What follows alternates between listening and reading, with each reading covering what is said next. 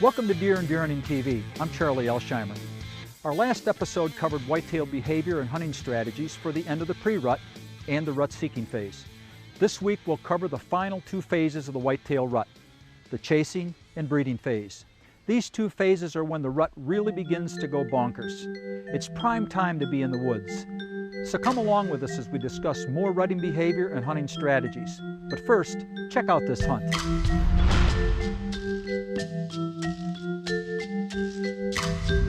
You know, when you're traveling from Minnesota to Kansas with all your hunting gear, you got to make sure that nothing got banged around, no matter how safe and smooth my truck is. But, you know, when I get there, I still want to make sure my arrows are flying straight, everything's dialed in.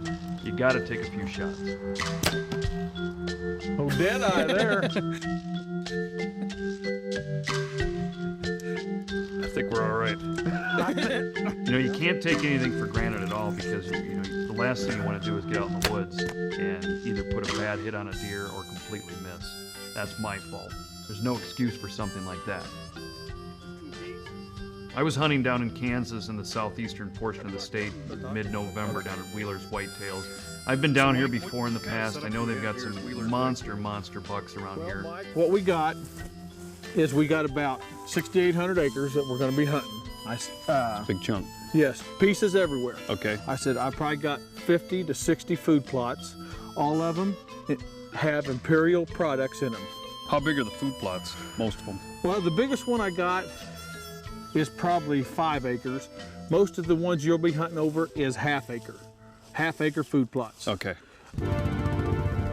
Mike gave me the marching orders. You know, I hopped on my ATV and took off. These deer are used to it. Mike uses an ATV to put the food plots in. He's constantly checking the cutting back cameras with the ATV. So it's, you know, it's something the deer are used to. If you make the same noise, you know, it's fine. I don't see any problem with that. The stand that I'm hunting in right now that Mike put me in, I've got an Imperial food plot right next to me here. What we're hoping for is the deer will come out and feed on this either early morning or late evening. Not much is happening right now, so I'm going to grab this rattle bag here and try to do some rattling. You know, I know down in this area of Kansas, the bucks can be real aggressive.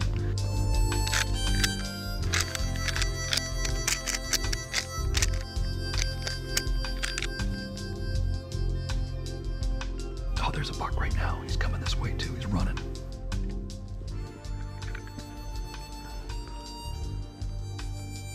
I can't tell yet. Oh no, it is. It's a nice 8-pointer too.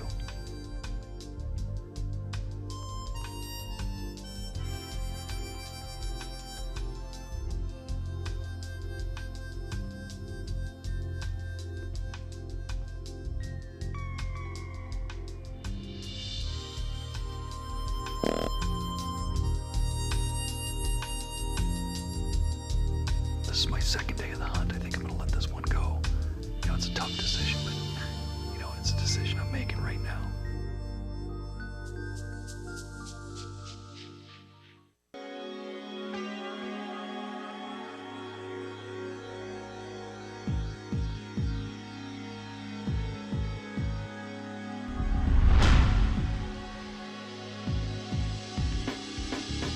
In the last show, we jumped into the first stages of the rut, and we're going to kind of finish up with the later portions of the rut. So, you know, let's summarize what we talked about in the last show before we move ahead. Well, Neil, the last show we talked about what a hunter could do during the latter stages of the pre-rut and the seeking phase of the rut. And as the last show discussed, the research that Wayne Laresh and I have been involved in now for 11 years, dealing with what we call the rutting moon. That rutting moon is going to be the second full moon after the autumn equinox. This year, it's going to be November 6th. When that moon hangs in the sky, those bucks will be ramped up. I mean, they're going to be covering a lot of ground. And it's not going to be the chase phase yet, but they are going to be covering a lot of ground. Now, as we get 2, 3, 4 days after that full moon, the nights are starting to get darker and darker, we're going to get into the chase phase. And from about 8, 9 November until about the 12th of November, it ought to be spectacular. Those bucks will have it in overdrive, and they're going to be constantly on the move. They're not going to be bedded that much. They're going to be not feeding. They're going to be looking for those does that are in estrus, and it's going to be pretty intense. A lot of fighting, a lot of scraping, a lot of rubbing. and they've all got attitudes, and it's going to be a spectacular time. Matter of fact, the chase phase of the rut is without question my favorite time to hunt, because I know I'm going to have extended action. Sometimes it'll be all day long. And so that's what I'm looking for, that period of time this year when that chase phase hits. Now, the breeding phase is the last phase of the rut. That's where the whole terminology of the rut comes into play. It's going to be totally different. Why? Because understand that that buck is going to be covering up to about 4,000 acres during the chase phase. Well, hey, the doe could care less about all his running around, and she's going to cover around 600 acres, maybe less. She's a homebody. And so when that breeding phase hits and those does start to come into estrus, the behavior comes to a grinding halt, because she's in estrus, the buck's with her, she will not leave, and that can be a totally different time to hunt, because your strategies need to be perhaps different. So that's some of what goes on. And again, the breeding phase this year is going to be somewhere around 10-12 November until about 20-25 November. It's going to run for a little over 2 weeks. And that's the time when most of that breeding, about 80% of it's going to take place. And so there are distinct phases. Again, the rut is not a 100-yard dash, it's a marathon. It could cover up to 40 days. And so the hunter that understands that that seeking phase this year is going to hit somewhere around 4 or 5 November. The full moon hits on the 6th of November, and the seeking will end about 10-12 November, and the chasing gets intense, and then that breeding kicks in 15 November to 25 November. If you understand how the breaks come in that, and you understand the behavior, because they're all distinct and they require different hunting strategies. So that's the exciting part about it. Now, let's look at the behavior end of things as far as that whitetail goes. That buck, again, constantly on the move, making lots of scrapes, not bedding a great deal, has one thing on his mind, and that's the doe. The doe's not moving a great deal. He's covering a lot of ground. And so consequently, that hunter that hangs out and tries to ambush him is going to be well ahead of the game, well ahead of his peers when he's talking about hunting him.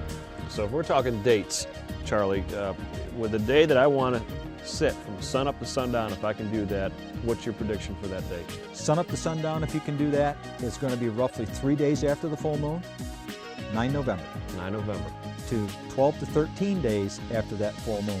So if I need to take my time off, that's the time I want to magic time. try to sit for as long as I You want to can. be in the woods somewhere between your vacation between 9 November and about 18, 19 November. Mm-hmm. If you do that, you're going to see action, especially if you have air temperature cooperating with you. And that means whatever is a little bit cooler for your region of the country, the norm. From the editor's stump, here's deer and deer hunting editor Dan Schmidt. Biggest thing people can do for reading the wind is to understand what the predominant wind is in their area that they're hunting.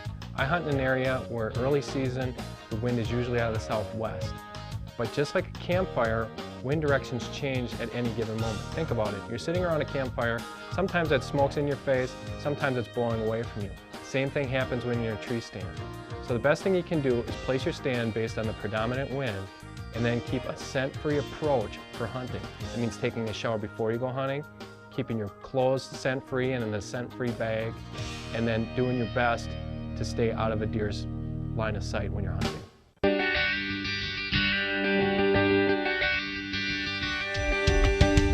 So Charlie, talk to me a little bit about the deer behavior for these last 2 stages of the rut. Well, Neil, when you start to go from that seeking to chasing phase and you really get into that chase phase, that whitetail buck is on the fly. He's looking for girls. To put it in human terms, it's kind of like the guy that goes to a singles bar and he doesn't find any girls there. And he goes to the next place, he didn't find any girls there. Now he goes to the next place, he finds all the girls. He's trying to find out where all the females are. And in the process, he's meeting up with other bucks, and you're going to have fights going on. You're going to have all kinds of interaction between them, from vocalization to stare downs to what I call, these scare tactics that they go through. The does, on the other hand, could care less about that buck, okay? She doesn't care about the fact that he's covering 4,000 acres trying to find every Mary, Jane, and Sally. She's interested in food. She's content in her bedding area. She's not covering very much ground. She's pretty predictable in how she moves. She's looking for food. She's getting all that rest. Now, there's going to be a 3-day period in her life where that's all going to change, but only a 3-day period. And so as those bucks come around looking for her, she's going to jump up, run, flee them, There may be a little bit of a chase. It may be perhaps an extended chase. But she's pretty much a home body. And now as you go from this chase phase into the breeding phase, now the world changes. The doe comes into estrus. The buck locks onto her. He's not moving anymore because he's now moving at her pace. And I can tell you during the prime breeding phase, basically what's going to happen 24 hours before estrus, he'll chase her a little bit, and it'll be kind of ring around the rosy, ring around the rosy. She'll get in a deadfall where he can't get into, and he'll get frustrated. He'll stomp his feet. And then you may even have some more excitement because her odor may attract another buck, or 2 or 3 or 4 more bucks. Now you got a breeding party. And because that dominant buck doesn't want to lose his date, so to speak, he's running the other guys off. There may be a fight, and there's a lot of antagonism that comes in here. While he's running one buck off, a couple of other bucks may charge this doe that's bedded down. So it can be unbelievably exciting during that breeding phase. But then when that breeding window closes, she's still going to smell right. He's going to still hang with her. She's not going to let him get that close to even attempt to breed her. Just kind of nudge herself off. But when she cycles out, she doesn't smell right anymore. And he gets it. And now all of a sudden, he takes off to head to the next doe.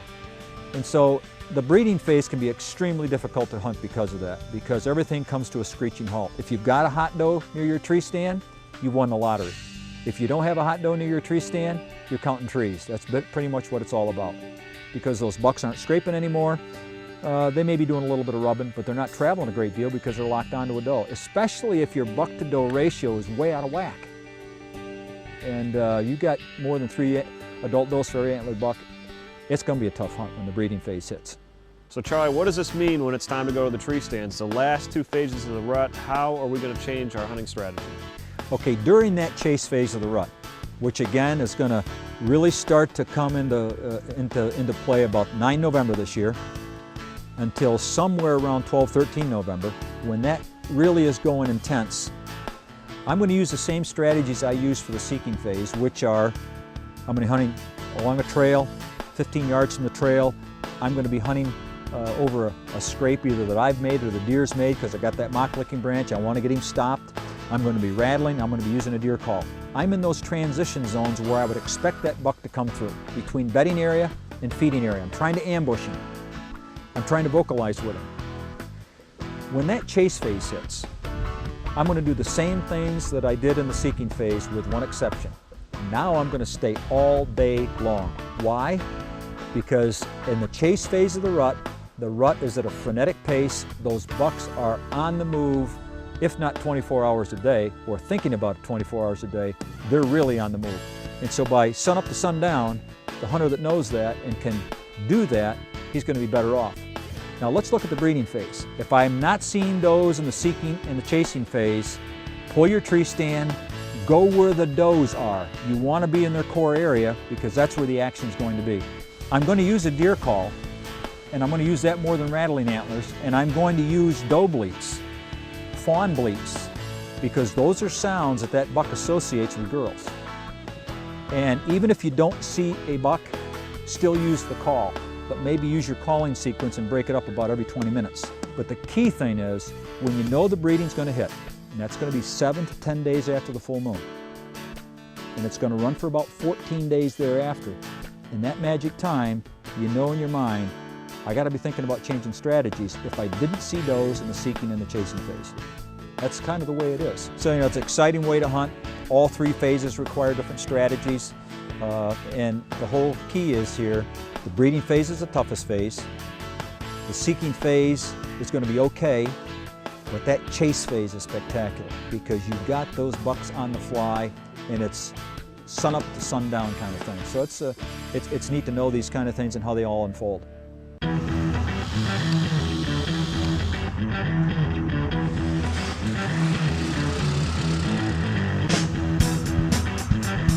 Sanctuaries are a very important part of every management program. If you want to have older deer and better deer in your property, simply set aside areas that you never enter into. When I mean never enter into them, don't walk in them for any reason other than to recover a deer, and if you have to recover a deer, do it at night. Now what will happen is these safe zones over a period of 2 or 3 years will become the neighborhood hangouts for deer as the pressure mounts surrounding your property. A good rule of thumb when trying to determine how much acreage to set aside for sanctuary is to get an idea of the quality of animal you want to hold, and then use that percentage accordingly. If you want to have good yearlings and 2-year-old bucks on your property this year, devote about 15% sanctuary on the property and you'll hold those deer. If you want to have 3- and 4-year-old animals, try to devote about 30 or 40% of the property into sanctuary. Now for Tiger Ridge, we're going to try to hold some older class animals, and we're going to devote even more of the property into sanctuary. We're going to go as high as 40 or 50% of this property set up where we'll never enter into. That means we're going to be the safest place in the neighborhood, and we're going to hold some old, mature deer. Today's Candid Whitetail comes to us from Gary Younger of Kansas. This bobcat is eyeing up a fawn for breakfast when the fawn's mother steps in to quell any notion the bobcat might have. Bobcats are no threat to adult deer, but could be to a newborn fawn. Regardless, this doe makes sure her baby is safe and backs the cat into the woods.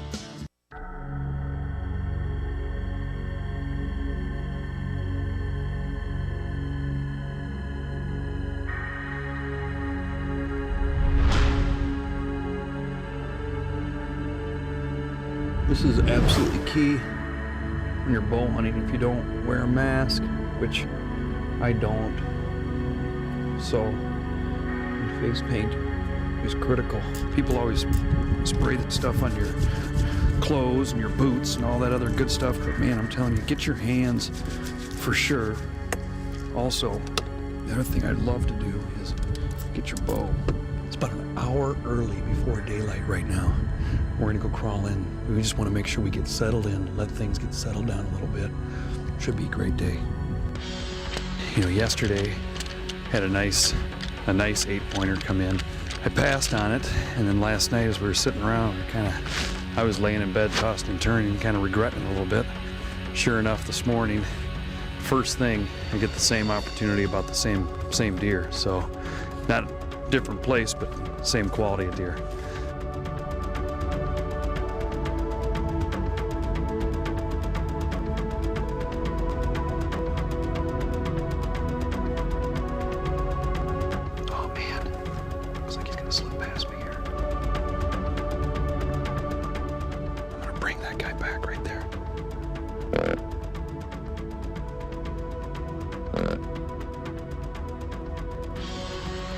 Here he comes right now.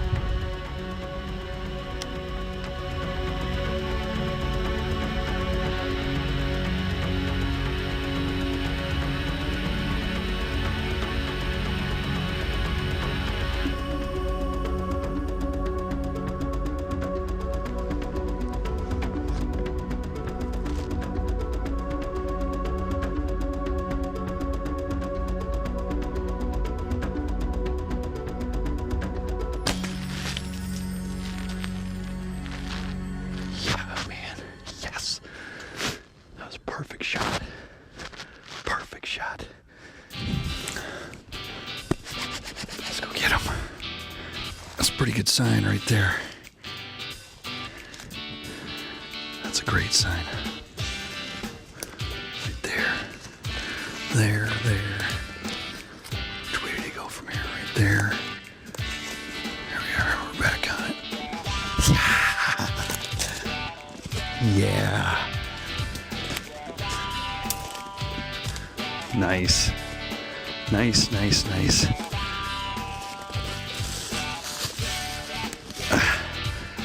Yeah, it's an 8. It's just kind of pretty much what we thought. Yeah, nice Kansas buck. Oh, man, that is awesome. There's nothing like shooting a deer with a bow. That is so cool. That is just so cool. As you've just seen, the rut is the most exciting time to hunt whitetail deer.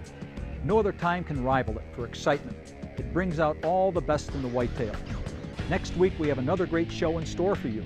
We'll take a close look at what it takes to grow top-end bucks, the kind hunters dream of hunting. Until then, I'm Charlie Elsheimer. Thanks for watching Deer and Deer Hunting TV, where the whitetail is always the star of the show.